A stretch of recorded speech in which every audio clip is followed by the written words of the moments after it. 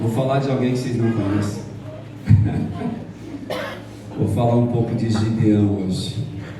Sabe que o Gideão tem bastante a ver com a gente. Pode sentar. O Gideão ele tem muito a ver com a gente. Diga graças a Deus. Há estações na nossa vida que a gente se assemelha de uma forma muito parecida com o Gideão. O Gideão, ele tinha tendência de às vezes ficar decepcionado. Aqui ninguém ficou decepcionado nunca, né? Já ficaram? Sim ou não?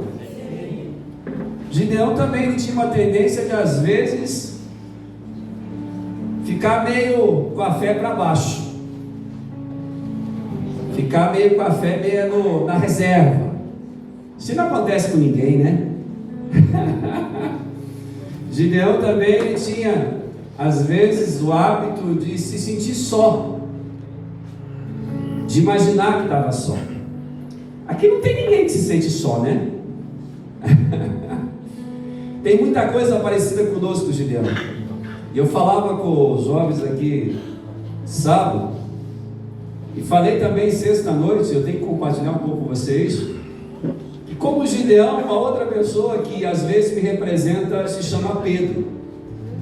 Pedro às vezes me representa e ele também representa você.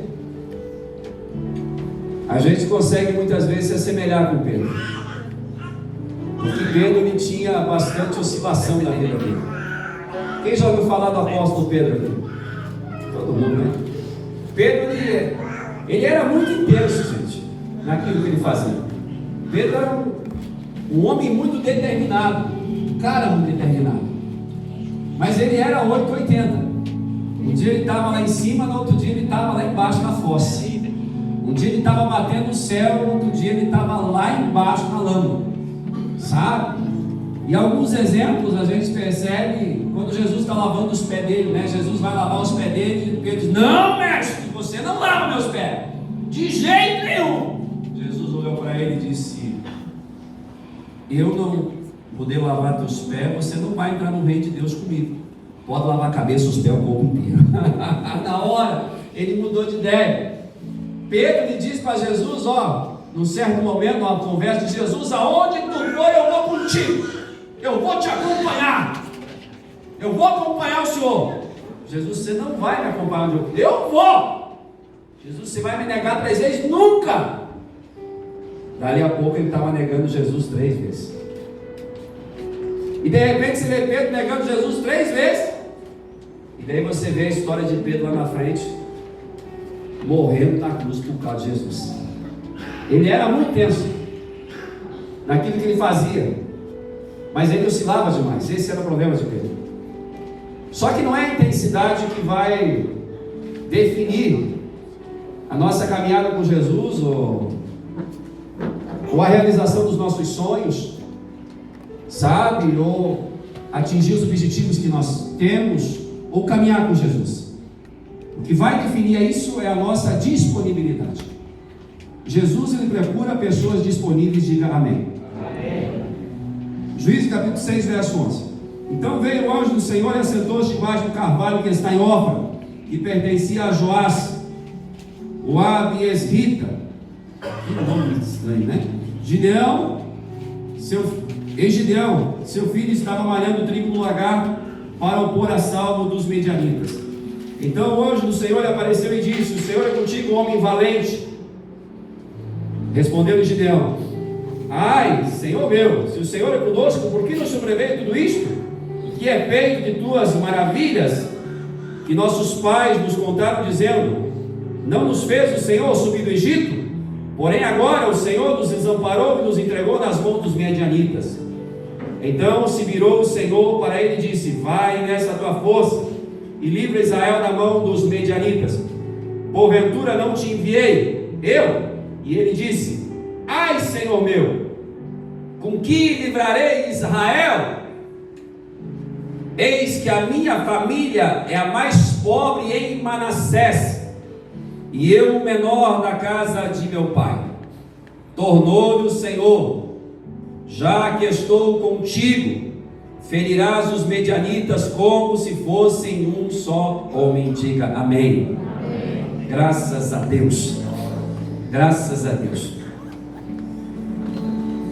A gente precisa falar um pouco do contexto, porque aqui a gente vê o anjo do Senhor chegando até Gideão e convidando ou convocando ele para uma tarefa, para uma causa, para um propósito, para algo nobre.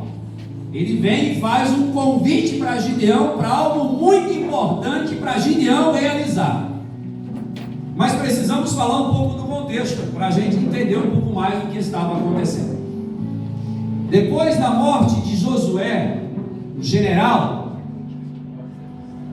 com a conquista de Canaã, a divisão das tribos e das terras, morre Josué, que era sucessor de Moisés, que foi o responsável para fazer o Mar Vermelho abrir através de Deus. Depois da morte de Josué, a Bíblia diz que não houve mais um comandante geral para as 12 tribos. A Bíblia diz que haviam somente juízes, e a Bíblia diz que cada juiz agia de acordo com aquilo que achava que era correto. E ali a gente percebe, num período de tempo de mais ou menos, se você ler o livro de Juízes você vai entender isso, de mais ou menos 350 a 400 anos, aonde o povo de Israel, eles criam um ciclo vicioso, aonde eles estão debaixo da bênção de uma forma muito tremenda, onde Deus é generoso em todas as áreas da vida deles. Mas quando eles são muito abençoados, a Bíblia diz que de repente eles começam a relaxar, eles começam a facilitar e eles começam a desobedecer a Deus. E a Bíblia diz que Deus entrega eles nas mãos de um povo estranho para julgar eles e subjugar. E aí quando eles estão na lama, no barro, na pior, eles se lembram de Deus, eles começam a orar, eles vão à igreja, eles vão para o culto, eles fazem campanha, eles fazem novena. E a Bíblia diz que Deus se compadece deles, Deus levanta outro juiz. E a Bíblia diz que esse juiz, esse homem com capacidades sobrenaturais, lidera um exército, faz algo sobrenatural, o povo é liberto, abençoado, tudo vai bem. E quando tudo vai bem, o povo começa de novo a relaxar. E assim acontece por quase 400 anos. Uma hora o povo está bem, uma hora o povo está mal. Uma hora o povo está na presença de Deus, uma hora o povo está na presença do diabo. Uma hora o povo está servindo a Deus, outra hora o povo está adorando outras coisas, sabe? E chega o tempo de Gideão, o tempo onde o povo estava na pior, porque a Bíblia diz que eles tinham desobedecido Deus. E a Bíblia diz que eles começam a orar, clamando a Deus, para que Deus tivesse misericórdia e os ajudasse a sair daquela encrenca, daquela enrascada, daquele problema. Isso não acontece com ninguém, né? Quantas vezes que a gente se mete em umas encrencas, umas enrascadas, né? Porque a gente acha que é certo e não é, né? E daí socorre Deus, por favor me ajude. Né? Quando a pessoa ainda faz assim, show de bola. A pessoa está demonstrando humildade e está reconhecendo que errou. O duro é quando a pessoa chega e diz: pastor, a minha cruz é muito pesada. A minha cruz é pesada demais, pastor. Cruz pesada é o quê? A pessoa está fazendo a coisa errada, não quer reconhecer que está errada, sabe? Quer dizer que a culpa é de Deus, que a culpa é dos outros, que a culpa é de fulano, ciclano, beltrano, A, B, C, sabe? Transferindo a responsabilidade da sua vida para os outros. A responsabilidade da tua vida é tua e da minha é minha. Diga amém. Amém. Se a gente vive o que está vivendo é porque a gente fez ou não fez para mudar de situação, sabe? Porque se a gente quer mudar de situação, quem tem que tomar a iniciativa é a gente. Se a gente quer sair da onde a gente está, quem vai ter que arregaçar as mangas e a luta é a gente, sabe? Não adianta ficar culpando fulano, ciclano, A, B, C ou D, sabe? E aqui a gente vê o povo orando e clamando, e a Bíblia diz que Deus se compadece, sabe? Fazia 7 anos que esse povo, gente, de Israel, na época que eles iam colher a lentilha, o feijão, a ervilha, o alimento, melhor dizendo, Fazia 7 anos que sempre que ele chegava a hora da colheita, né? Quem mora na roça sabe muito bem como é que é. Um dos momentos mais maravilhosos que tem é quando chega a época da colheita, não é verdade? Que você vai colher aquela melancia bonita, vai arrancar aquele pé de mandioca gostoso, arrancar aquele pé de feijão, aquelas coisas que você plantou, você vai colher. É gostoso, não é? Quem tem horta já sabe, quando você vai colher o alface que você plantou, é bom, não é? É maravilhoso. Tirar aquele tomate do pé, sabe? Aquele prazer de que você plantou, você vai colher, você vai colocar na mesa. É maravilhoso, não é? É maravilhoso, sabe? Quando você chega a hora da colheita, para eles era mais ainda, porque era o sustento do ano. Mas a Bíblia diz que sempre que chegava a época da colheita, vinha gente do Oriente, numa multidão que não podia se contar, com cavalos, camelos, homens armados até os dentes, e pilhavam toda a safra deles, levavam tudo embora, não sobrava nada. E a Bíblia diz que o povo foi empobrecendo e enfraquecendo, devido àquilo que o inimigo vinha fazendo na vida daquele povo. E a Bíblia diz que chegou um momento que esse povo já nem morava mais em casa, morava em caverna, de medo dos inimigos, de medo de morrer. E eles começaram a clamar, a orar a Deus e tal e coisa e tal, e Deus se compadeceu. E a Bíblia diz que Deus se compadeceu de uma forma tão grande, que Deus manda um anjo descer e falar com um homem em especial, para que esse homem fosse usado para libertar o povo de Israel. E esse homem se chamava Gideão. Diga Gideão. Diga Gideão. Ele representa. Será mesmo? Eu acho que representa. E Deus manda o anjo falar com Gideão. E veja como o anjo encontra Gideão. Mas se coloca no lugar de Gideão. 7 anos sofrendo. 7 anos fugindo dos inimigos. 7 anos de luta, de dificuldade, de problema, de escassez de alimento, de perseguição, de medo de morrer. Ele estava muito, mas muito decepcionado. A gente leu versículo de número 13, se puder deixar lá por gentileza. No versículo 13 a gente encontra o Gideão que representa a gente muitas vezes na vida. No versículo 13, quando o anjo do Senhor, ele diz que o anjo vem embaixo de uma árvore e vem falar com Gideão. E olha como ele encontra Gideão. Ele fala, o anjo diz: o Senhor é contigo, homem valoroso. Olha a resposta de Gideão: ai, meu Senhor, se o Senhor é conosco, por que tudo nos sobreveio? Ele estava questionando Deus. Por que a situação está desse jeito? O Senhor diz que é comigo, o Senhor diz que é com o meu povo, o Senhor diz que está conosco, e a situação está desse jeito. Eu não acredito. Isso não pode ser verdade. Você já teve essa sensação uma vez? Disso não pode ser verdade? Isso não está acontecendo comigo. Talvez você tenha dito, mas eu sou um azarado mesmo. Não tem gente que diz isso? Mas eu sou um baita de um azarado. Ele estava muito decepcionado.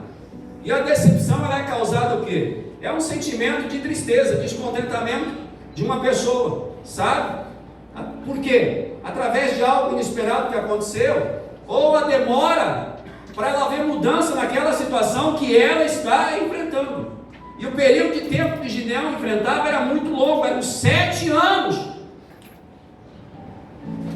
fugindo do inimigo, 7 anos passando dificuldade, 7 anos passando pela prova, 7 anos passando pela luta, 7 anos de escassez. Ele estava muito decepcionado. Mas a decepção não acontecia só com Gideão. A gente anda um pouco mais na vida, a gente vê Elias também.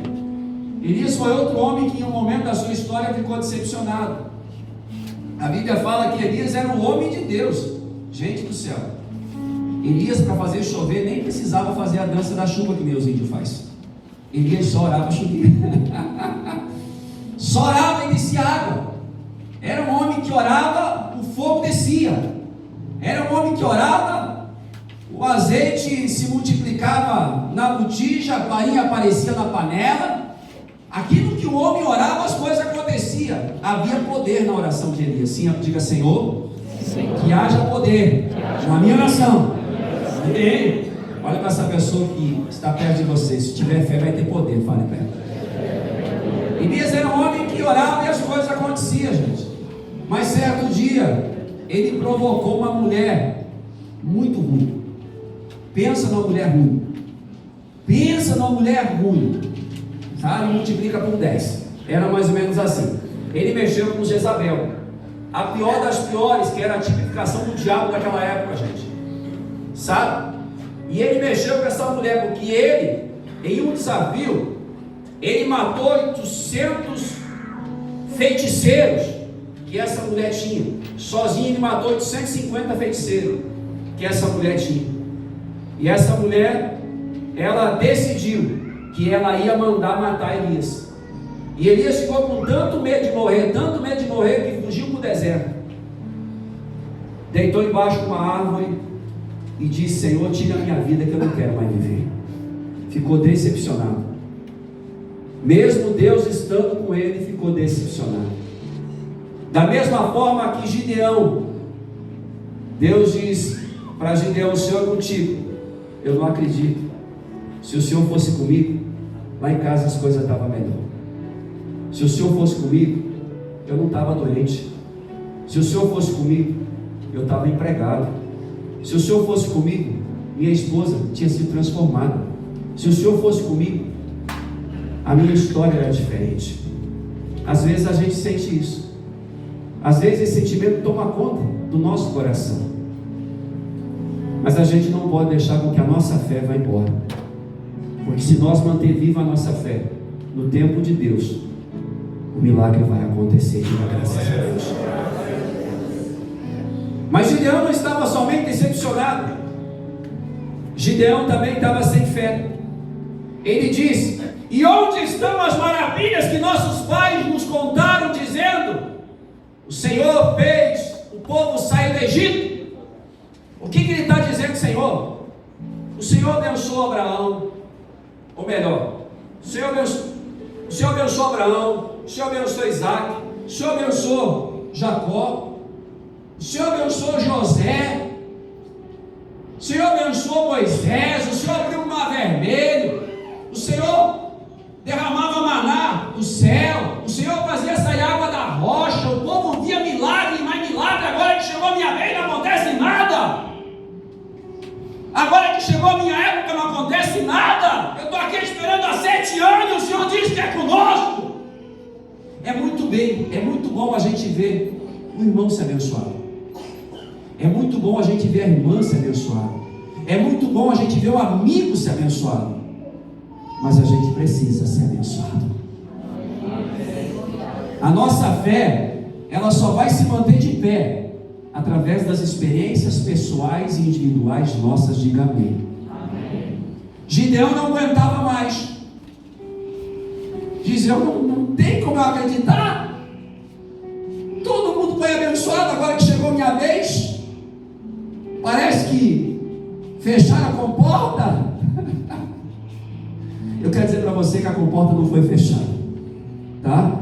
Se tiver homens e mulheres de fé aqui essa noite, quero dizer que Deus vai derramar do sobrenatural e algo muito especial vai acontecer na tua vida. Você que crê, diga amém, aplauda o Senhor.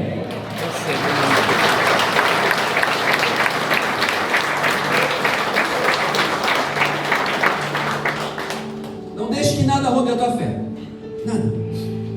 Nada. Às vezes Deus permite algumas lutas para nos dar algumas experiências, gente. Sabe? Para que a gente recupere aquilo que a gente perdeu, ou para que a gente alcance aquilo que a gente nunca teve. A aprovação de Deus, ela não vem para acabar com a gente. A aprovação de Deus não vem para destruir a gente. A aprovação de Deus não vem para matar, roubar e destruir. Isso é projeto e trabalho do diabo. Deus, Ele quer abençoar a minha vida e a tua vida. Diga amém. Deus não tem desejo de destruir a gente. Quando Deus permite uma aprovação na vida de alguém, é porque Ele quer que essa pessoa tenha experiência nova. Ele quer que essa pessoa conheça, como Jó, gente. Eu acho linda aquela passagem que Jó fala, lá no final da sua história. Depois de toda a aprovação que ele enfrentou, porque ele perdeu as propriedades, os animais, perdeu tudo. Até o seu casamento foi destruído, a sua saúde.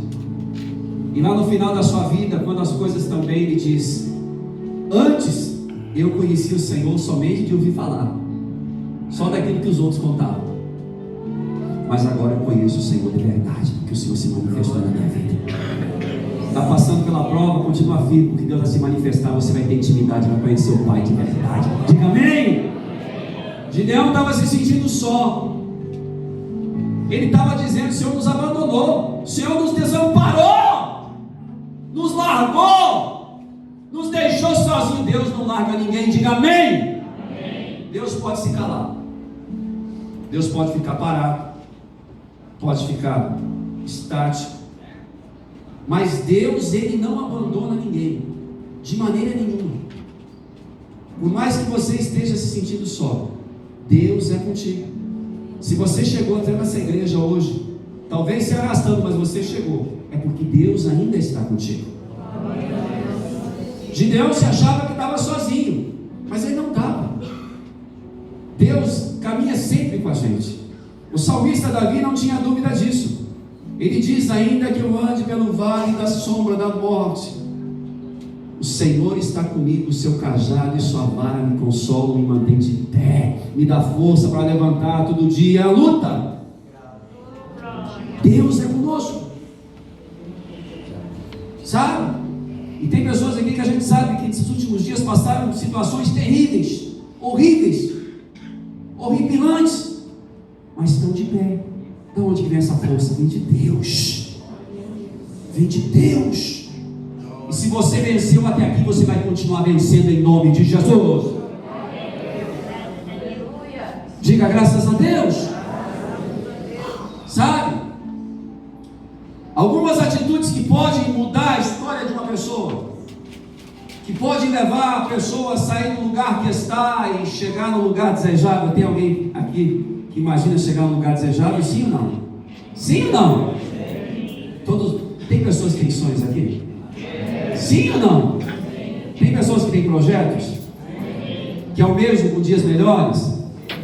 Que sonham com um emprego melhor? Com uma família melhor? Com o seu próprio negócio? Sim ou não? Diga graças a Deus. E aqui a gente vê duas atitudes em Gideão que podem fazer toda a diferença na vida de uma pessoa. Mas toda a diferença fizeram na minha. E aqui também eu consigo me encontrar na pessoa, na figura, na personalidade, no caráter de Gideão. A Bíblia diz que quando o anjo do Senhor vem até Gideão, a Bíblia diz que Gideão, ele estava, se você voltar um pouco para trás, você vai ver isso, né? A Bíblia diz que Gideão, ele estava malhando trigo no lagar, quando o anjo do Senhor vem até ele. Lagar não era lugar de malhar trigo, lagar era lugar de espremer uva para fazer vinho. Mas Gideão estava malhando o trigo no lagar, porque era um lugar escondido, aonde os medianitas, os amalequitas e o povo do Oriente, os encapetados, endemoniados, filhos sem vergonha, do sujo do porão, não iam encontrar. Sabe? Ele estava se precavendo para que o diabo, através daqueles inimigos, não viesse roubar o trigo dele. Então ele estava malhando o trigo no lagar. Mas quem é da roça sabe que trigo não vai se malhar trigo, se bater trigo, né? No lagar, no lugar de espremer uva. Para malhar trigo é que nem bater feijão. Você tem que ter um lugar limpo lá, não é assim que faz? Tem que ter um lugar limpo, você põe o feijão e pega o manguá lá. Quem já bateu feijão no manguá aqui? Só tem mais, né? Tem mais, rapaz, que negócio aqui, né? Eu, quando era pior, eu gostava muito disso. Quando eu peguei um pouco mais de idade, não gostava mais não. Mas quando era pior, eu gostava, porque eu encarava com brincadeira, né? Quando a gente é criança, né? Eu lembro do Tiago, cara. Quando o Tiago era mais novo, ele gostava de fazer isso, aquilo. Agora parece que deixou de gostar, não sei porquê, né? Parece que vão crescendo, vão deixando de gostar de fazer algumas coisas, né? Carpir, roçar, né? Umas coisas assim. Amém? Né? Mas eu gostava de malhar trigo, malhar feijão. Mas o lugar de malhar é no sol, gente. Não é no sol? Seca bem, margem, você bate com manguai, debuia, sai debuiadinho, depois você tira aquela palhada, né? Você joga a bracinha pro vento, vai embora a palha, fica, não é assim que faz, né? Mas ele não estava malhando trigo no lagar, na eira, ele estava malhando trigo no lagar, ele estava malhando trigo no lugar errado. Por quê? Porque ele estava com medo de perder o trigo, mas ele estava malhando o trigo. Ele não tinha um lagar, ele não tinha uma eira, ele não tinha um limpado para malhar o trigo, porque se ele fosse malhar o trigo no limpado, o pessoal vinha ali roubava. Mas ele tinha um lagar, não era o lugar de malhar o trigo, mas ele estava malhando o trigo no lagar, porque o que ele tinha naquele momento era o lagar. Você está me entendendo? Ele não deixou de fazer aquilo que ele precisava fazer, porque ele não tinha o ideal para fazer. Ele sabia que um dia ele ia ter uma eira, mas enquanto ele não tivesse a eira, ele estava malhando no lagar. Aprenda uma coisa. Talvez você ainda, eu imagino que você ainda não chegou onde você quer chegar, mas você está num determinado nível de caminhada, e você não pode deixar isso passar despercebido ou tratar isso com displicência, porque isso vai fazer toda a diferença lá na frente. Eu lembro quando eu trabalhava em Freiburg, que eu cheguei na empresa Agrodani, que depois se transformou Brasil Frutas, e eu saí de lá em 2011, eu era gerente daquela empresa. Mas quando eu cheguei naquela empresa, eu cheguei abrindo valeta, gente. E não era valetinha assim, era valeta de metro, que abria com enxadão e cavadeira, que hoje nem na construção mais não se usa isso lá praticamente, mas abria com enxadão, cavadeira, e tinha pedra, às vezes você marreta. Quanta valeta que eu abri, quanta roçada de pinos que eu rocei na foice, quantos pinos que eu plantei no enxadão, depois no enxó, sabe? Quanta macieira que eu podei, quanta maçã que eu colhi, quanta força que eu fiz, quanto que eu ralei, sempre fazendo com excelência, porque eu sabia que Deus ia me honrar, que eu ia chegar um dia onde eu imaginava. Às vezes a pessoa, ela quer algo maior, mas ela não valoriza o que ela tem. Ela acha que a grama do vizinho está sempre melhor do que a dela, mas ela não cuida da sua grama, ela não cuida do seu jardim, ela não cuida das suas flores, sabe? E isso é um baita de um erro. Se a gente quer mudança, a gente tem que valorizar o lugar que a gente está, sabe? Não é o lugar que você deseja, mas valorize o lugar que você está. No tempo certo você vai chegar lá, diga amém. Sabe, no tempo certo. Ele não tinha uma eira, o ideal era uma eira, mas ele tinha um lagar. Diz, lá é que mesmo. Não tem um ditado que diz: não tem cachorro, casca cu. Se não tem cachorro, casca